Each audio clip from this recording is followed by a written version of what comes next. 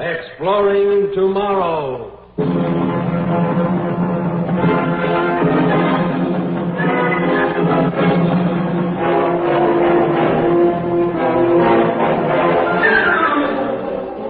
And now, here is your guide to these adventures of the mind, John Campbell. The term genius is fairly common in our language today. I wonder how many of you realize that the term originated with the old Arabian Nights concept of the genie.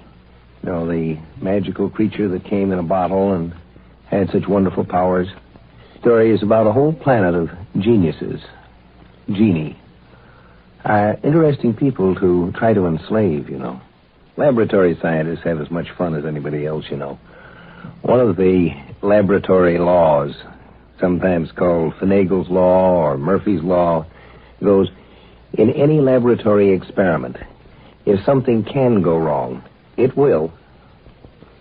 Well, this is the story of a planet-sized laboratory experiment in which something could go wrong.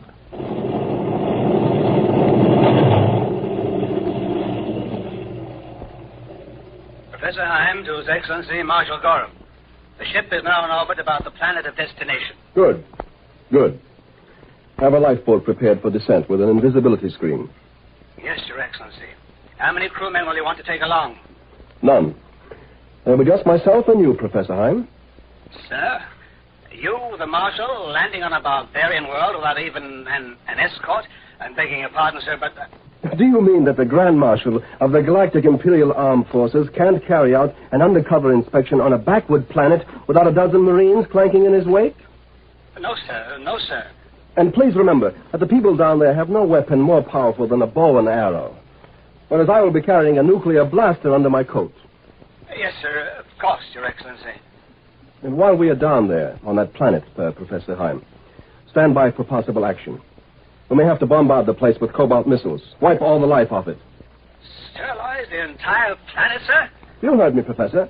I said we may have to. Not that we will. It depends on what I find down there. That peaceful, primitive world may turn out to be just another stupid scientific experiment.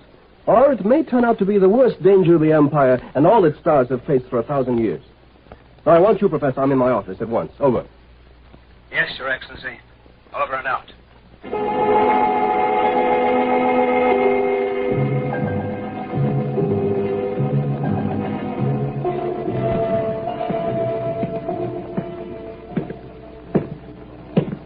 Oh, there you are, Professor Heim. Yes, Marshal Gorham, here I am. You've arrived at your experimental planet. I know. I was just watching it float there among the constellations. I don't know a more beautiful sight in the universe. Well, break out the native costumes for us, too. We're going down. At once? I am a military man, Professor, not one of your psychologists. Now, so far, your people have spent 1,500 years studying that planet. But as for me, there's war on the Imperial borders, and I can spare 3 days. 3 days to decide? To decide whether we can let your experiment go on or whether to discontinue it, shall I say? But only 3 days. Marshal, you don't realize it would take a week just to explain the statistics of... I know, I've heard it all. 1,500 years ago, the Psychological Research Foundation decided to learn what makes human history tick by running controlled experiments. So it took a lot of uninhabited planets and put different kinds of people on them. Oh, their memories wiped out, Marshal. The first generation started out knowing as little as animals. They had to discover everything for themselves. Fire, language, the wheel. Do you imagine that their descendants could have learned enough to menace us? To threaten an empire that for 3,000 years has controlled millions of planetary systems? We've been through all this before, I've told you again and again, I'm not worried about your other experimental worlds. They're still cavemen or less. But this planet here, pure genius stock. A planet where nobody has an IQ below 150. And God knows how high they go. Well, I just can't tell about them. And His Majesty is worried, too. There have been rumors. He sent me here himself to decide whether or not those rumors could be true. But the people down there don't even know the Galactic Empire exists. Why, the men there are still farming with plows and sailing in steamships. Sure. What of it? Ordinary men on Earth with an average IQ of 100 needed maybe 500,000 years to get as far as your geniuses have in 1,500. I understand they've already developed Newtonian physics, chemical batteries, telescopes, world governments. At that rate, they'll be visiting the other planets of this system in 50 years. They'll reach the stars in a century, and then they'll be loose in the Galactic Empire. Do you think they'd fit tamely into the caste system, like good subjects of the Emperor? Why, they couldn't even if they tried. They'd produce a new invention and a new philosopher every day. And that would mean the end of stability, and that, Professor, would mean the end of the Empire. So you say, but you're a soldier. You don't understand. Yes, I know. I'm a dirty militarist who can't see past the end of my own guns. All I'm good for is killing, huh? And you're a noble intellectual scientist. Yeah. I've heard that guff before, Professor, and I've gotten pretty tired of it. But I tell you, the genius people are cooperative and not... My orders are to inspect the place and decide for myself whether they're right or not. So that's what I'm going to do. Come along, Hein.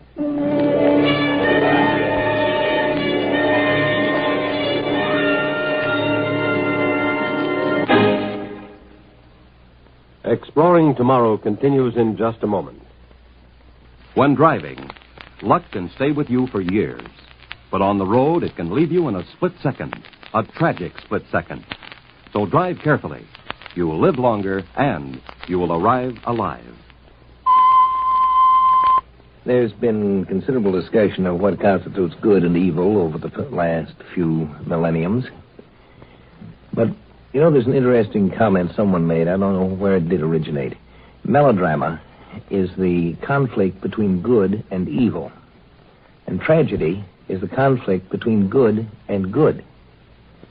When two good men, each with a good point to make, get into conflict, that's where real tragedy starts. All right, Professor. I've got the lifeboat into the atmosphere and leveled off. So where do I head now? Hein. Wake up, you wool-headed dreamer. I'm sorry, Marshal. I was thinking, looking out the porthole and thinking. What about? How lovely the sky is. So blue. And the land below, mountains and forests and hopeful young farms. Oh, no, a poet yet. Well, I'm thinking about my job of inspection. Where shall we go? Fly northeast for 700 kilometers and you'll find this planet's largest city. It's also the capital of the world government. That'll do. I should be able to observe a pretty good cross-section of the genius race.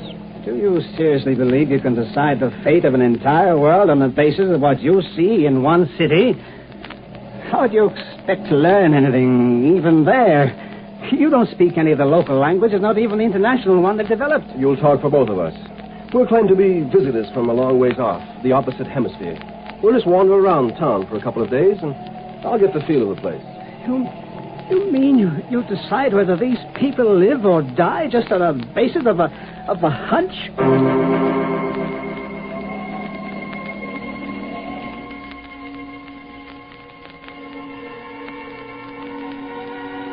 Now, here we are. Landed in an empty meadow. You're sure nobody will happen by? Well, what do they do? The lifeboat is invisible. Even so. Well, we don't want the genius people learning the truth, do we, Professor? No, of course not.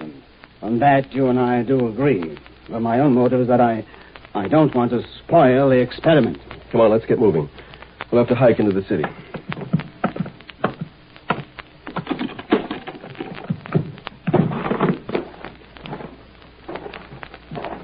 Oh, it's nice outdoors. Sunshine. I don't know when I last breathed air that didn't come out of a tank. And you turn all this into black radioactive ash. Come on, I said, let's start walking.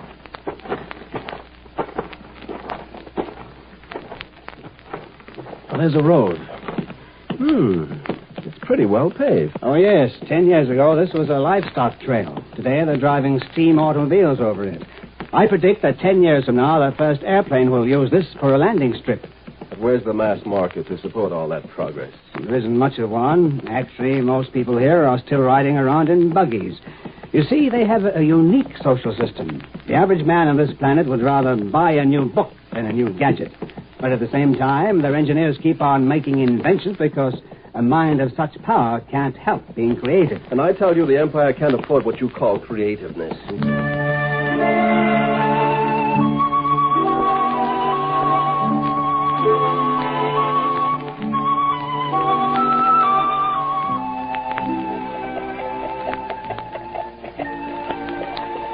So this is their biggest city. Right. There are about 1 million people in it. You call that a city? Considering the small population of this world, yes. It's backward, all right. Carts pulled by animals.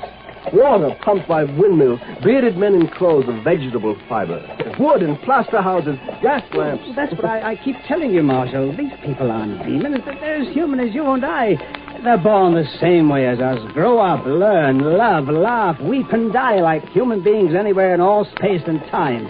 They simply happen to be more intelligent. Let them live. 70 generations ago, they were savages. They didn't even know how to chip a flint. And now they've come to this. Yes. Our observers mingling with them in disguise have already learned more about historical dynamics than... Oh, sure, that city is still primitive. But in another 100 years, they have schools, laboratories.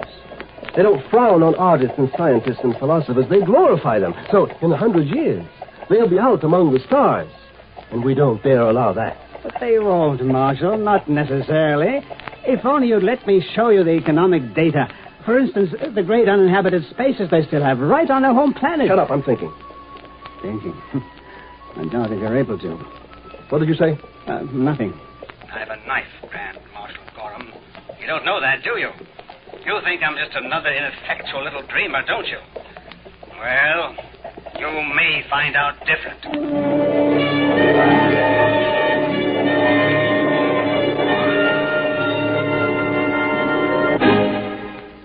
If by militarist we mean someone who believes that it is necessary to use physical force to carry out, to implement a theory, a belief, then it looks to me like Professor Heim has become a militarist. He intends to use force, doesn't he? Arauto Sola, Erdan. Saban Hosted. What did he say, that bellhop or whatever he was? He wished us good night in the international language. He thinks we're foreigners, you remember? Ha! If he only knew how foreign. That's a cheap way to feel superior, isn't it? Oh, shut up, Heim. I'm still trying to decide what to do about this planet. There are too many paradoxes. The waiter in the restaurant wanted to ask you about the ethnology of the country he thought we came from. This is a nice, clean hotel room, but it doesn't have running water. And yet the clerk downstairs was reading what I swear must have been a mathematical journal. Does that make them monsters? Under the social system here, such routine jobs are done by students. And, of course, every person on this planet goes through at least 5 years of college. But that's all it amounts to, Gorham. A whole world of long-haired dreamers who are experimenting with aircraft and rockets, who developed the theory of evolution before they learned how to smelt iron. I don't trust them. Of course, you don't understand them. You're too... I mean... Too stupid? Isn't that what you're going to say, Professor? I'm just a dumb militarist who worked his way from private soldier to Grand Marshal of the Galactic Empire. No fine scientist, just a hired hand keeping the barbarian raiders off your scientific back. Well, Professor Heim, I happen to be the man who will decide what's to become of this planet of geniuses. And have you decided yet, Your Excellency? Not yet. I can still take a couple of days to... 2 more days?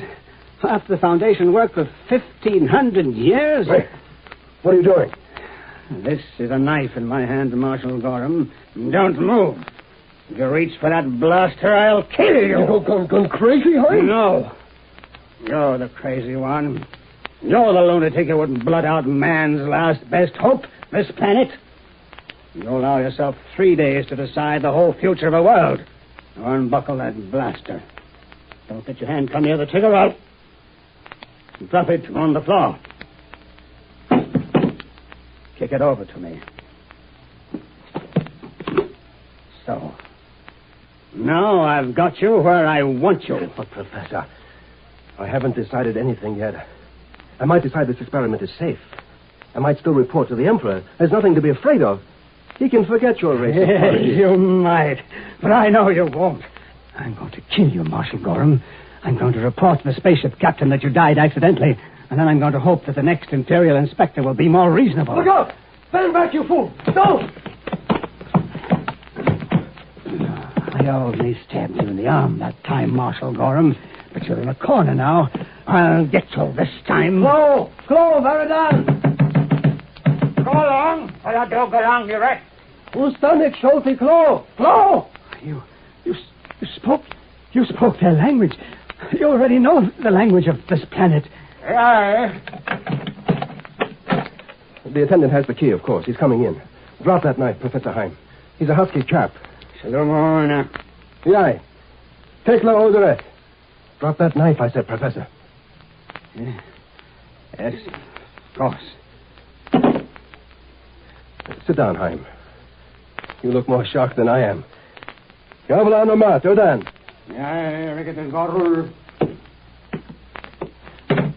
He's gone after the first aid kit for me. Not that you hurt me seriously. I'm sorry. It doesn't matter. And you're a native of this planet yourself. Yes. I was born here, though I've lived most of my life out in the Empire. We thought we were keeping a planet full of geniuses and ignorance. How long have you known? We began to suspect the truth 500 years ago. And we discovered that all life had evolved from lower forms, but couldn't find a subhuman ancestor for man.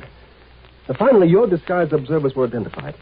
We even used blind man techniques to spot those wearing invisibility screens. Did you really expect you could go on fooling a race with twice your brain power? Well, we thought so. Yes, I suppose it was foolish. Some of us wormed our way into space as stowaways or in disguise, that sort of thing. People here live quietly, so as not to give the show away. We don't tell our children the truth till they're old enough to keep up the pretense. But meanwhile, for the past 300 years, our agents have been out in the Empire, learning everything you know, posing as citizens, working up into the key positions of your government. We can do that by sheer merit. Yes, obviously you can become imperial marshals. Quite. And when the Emperor got suspicious, he sent me, his trusted soldier, a notorious anti-intellectual, to check up for him. Naturally, I was going to give this planet a clean bill of health, but I had to string you along first to make it look good. Evidently, I put on a better act than I had planned. And now that I know your secret? I'll have to report that you were accidentally killed here, Professor. But don't worry. All you have to do is spend the rest of your life here as one of us. I don't think you'll mind that. Oh, no, not personally. I'd enjoy it. I used to envy the people on this world. But when you, well, your race, I mean, when you've completely taken over the Galactic Empire from within, what do you plan to do? Well, we'll remodel it, shall I say. I'm afraid you wouldn't understand exactly what we intend to do. It's a little beyond your grasp, but it will be for the benefit of the ordinary galactic citizen, too. The poor, backward, benighted galactic empire.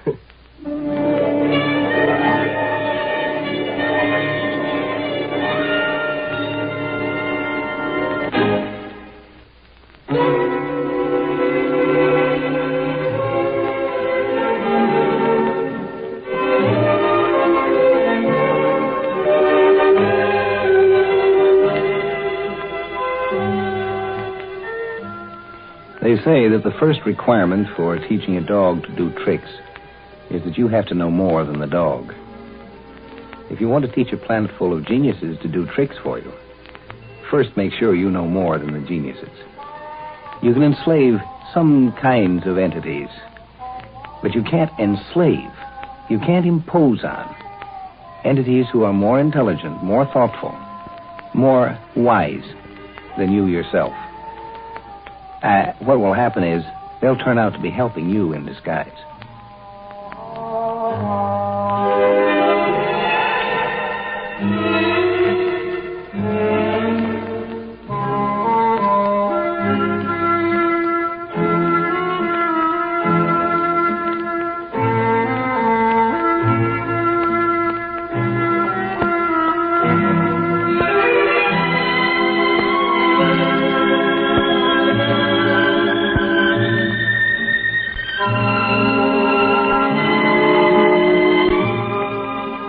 Join us for a fascinating adventure in Exploring Tomorrow. Heard in our cast tonight were Ron Dawson and Al Ruscio.